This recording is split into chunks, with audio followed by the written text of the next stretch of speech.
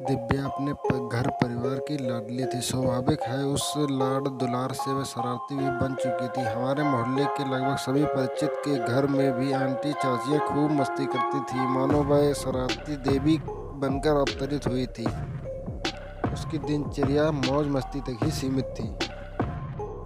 सबकी लाडली दिव्या अभी 15 वर्ष की हो चली थी, मगर पढ़ने लिखने से उसकी सदाई नहीं बनती थी। घर में उसके सबसे अच्छे मित्र दादाजी थे। जो कुछ पढ़ा सीखा वो दादाजी की बातों का ही था।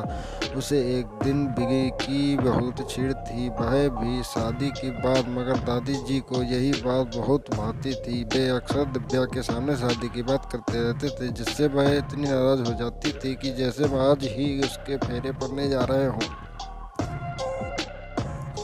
इस तरह जीवन में सब कुछ सामान्य घटित हो रहा था कि एक सवेरे दादाजी के पुराने दोस्त उनसे मिलने के लिए घर पर आए। दिव्या भी घर पर ही थी। घर के संस्कारों के मुताबिक उनके पांव छुए और पानी लाकर दिया। तभी दादाजी कहते हैं, बेटा इन्हें जानते हो, ये मेरे छोड़ वाले साथी हैं। दादाजी की इस बात को सुनकर दिव्या खिलखिलाकर हंसने लगी।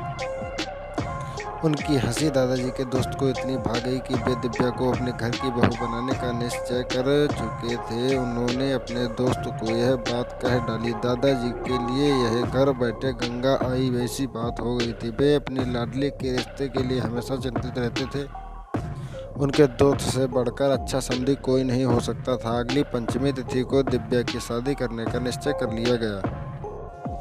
जब यह बात उसके कानों में पड़ी तो वह रोज आ रही थी, मानो उसके प्रिय दादाजी ही उसे घर छुड़वाने पर तुले हुए हैं। इस सब की आस घर वालों को भी थी। दिव्या में भी इतनी समझ तो थी कि शादी का मतलब अपने घर को छोड़कर सदैव के लिए पति के घर रहना पड़ेगा। इस तरह दोनों की शादी बड़े धूमधाम से हुई। शादी के बाद पति पत्नी पहली बार मिले और अगले दिन दिव्या के पिता बेटी को लेने के लिए आए।